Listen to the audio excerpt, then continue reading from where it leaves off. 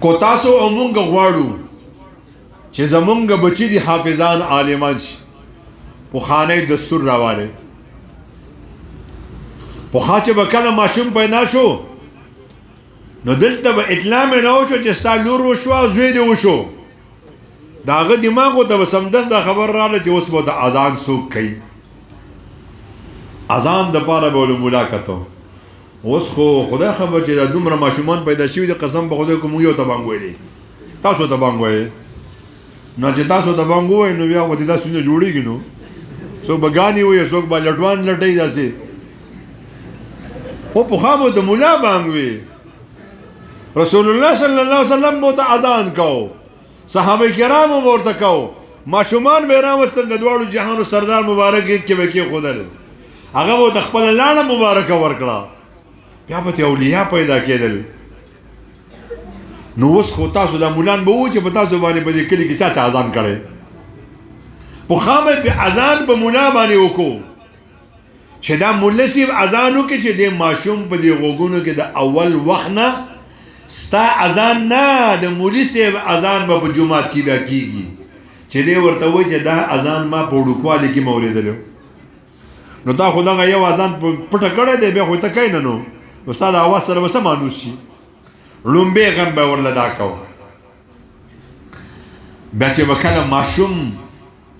مور زانګو کې اچو نو بیا به ورته خویندې کېنولې نو زانګو کې به اچو نو څه به ورته وي چې زنګو وی څه به ورته وي اللهو شاء اللهو تاسې به ورته وي که نه د ماشوم د ابتدا نه د زنګېدو تعبیر دی چې ته به په دنیا کې ګرځې را ګرځې نو ستا په غوږ باندې به یو صدا لګي الله الله چې دا صدا درته یادوي بیا چې به ماشوم لږ لږ د خبرو جوګه شو نو بیا به ورته میندې وی وایه بچیه بسم الله الرحمن الرحیم ابه نه شو ویلی نو دا ورانو جار ټکي به ویل نو یو ورځ نو بله ورځ نو بله ورځ زه به دروغ نه وم ځکه ماته یاد دي د مشران به ناستي دلته کې ډېرو مشرانو سوره واقعه سوره مزمل سوره تبارک الذی الف لام میم سجده سوره یاسین دا د انغري په غاړه د خپلو پلارانو نه یاد کړي ولې هغوی به هره شپه وي او دوی ته به وی وایې اوس زمونږ مشران یې نه وایي مونږ یې نه وایو نو زمونږ بچي نشي زده کولی نو بیا به ورته د انغري په غاړه سبق وي او چې کله به بابا د ماسخوتن یې د ماښام یې مونځ وکړو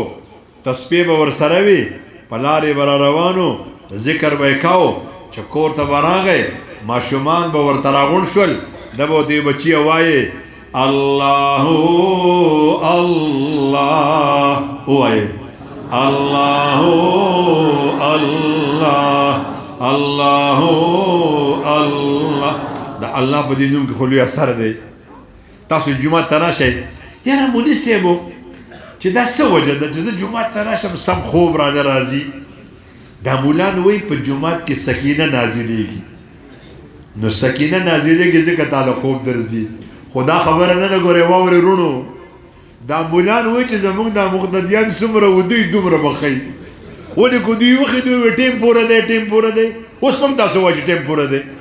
دا دومره شي مولان ناست دي هغه پوهېږي په مانځه باندې خو تاسو پوهېږئ خو تاسو دا زده کړي چې په څلور نیمې بجې مونځ فرض دی او په یوه نیمه فرض دی که د یوې نیمې نه یو منټه خوا کېږي مونځ قضا شو نو دا مولان وایي چې خدای دوی وده شوې سکینې مکینې سره کار نشته خو چې ته څومره ودې نو دومره به ښایي زه به نه په ارام یم نو بیا به بابا ورته وی وایه بچیه الله الله نو ماشومان به وي الله الله دې سره به د هغوی په دې غوږونو باندې یو تسکین لګېدو خو چې یو څو بیرې به الله الله ووي